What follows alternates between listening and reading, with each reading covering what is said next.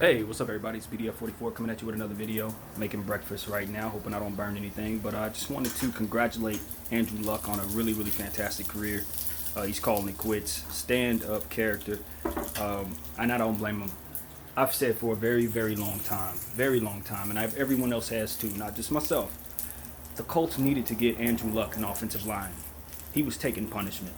He's not the most agile guy in the world, so he wasn't going to be able to scramble away from those guys, and he wasn't trying to.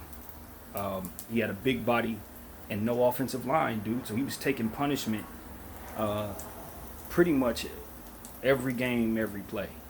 So when this happens, obviously you have to recover from every bit of injuries that happens, and it became too much for the guy, man. I don't blame him. I mean, I really don't. It's not for everyone. That type of rigor and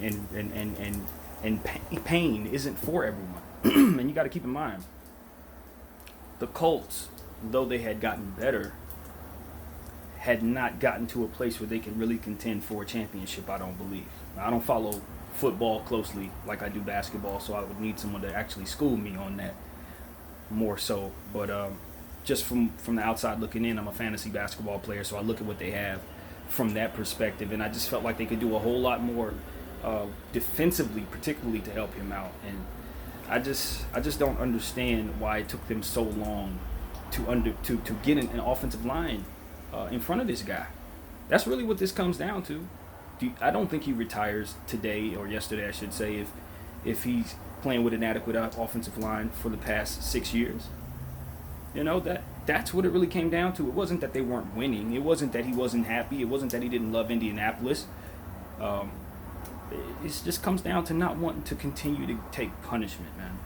Take punishment.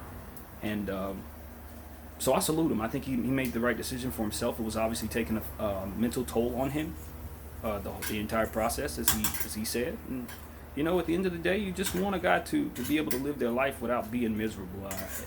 As somebody who's been through some things of my own, I don't wish to see people in situations where they're unhappy, even if it appears as if they should have every reason in the world to be happy. I understand that he was living his dream.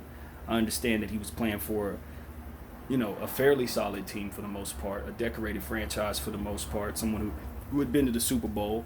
So there were high hopes. It wasn't like he was stuck on the Browns or anything, even though they've had a resurgence, of course. But it just comes down to not wanting to go through the process of taking that kind of punishment anymore, and I don't blame the man.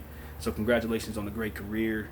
And I always say, when people retire from the NFL, it's a different feeling for me, because I really do believe that the punishment is no longer worth the reward, as I heard someone else say. When you're talking about how your body ages after playing in that league, very small percentage of players actually go on to live very happy, healthy lives after playing that sport. Man, it takes an incredible toll on the mind and the body. And I don't believe that the human body was meant to take the type of punishment that the NFL makes it take. That's really what it comes down to. The power these guys are coming at you with from Sunday to Sunday. I mean, it's incredibly difficult to ask the bones to just take that type of punishment. I've never been a person that really was into football physically for myself. I played a little flag football here and there, but I always thought that the punishment that those guys took, even though I didn't mind being physical as to pertain to basketball and the paint and things like that, as it pertains to having 400-pound guys rushing at me full force trying to take me down, I just think over time that could be that's going to take a toll, man. Even on the toughest body, even on the most powerful body, even on the ones doing the hitting. So it's you know what I mean? I commend any gladiator who's out there doing that sport. You know what I mean? You're a different type. You respect who you are, because not everybody has that desire and that ability. But man, I'm never gonna get mad at somebody or down somebody for walking away from something like that, from a sport like that, especially after they've accomplished but so much anyway. You know what I mean? And I know, had they been winning, he'd probably stay. If this was a Super Bowl caliber team, I think he convinces himself to keep going. Maybe I'm wrong, but it is what it is. So wish him well, man. That's pretty much all I got to say about this. I don't cover football.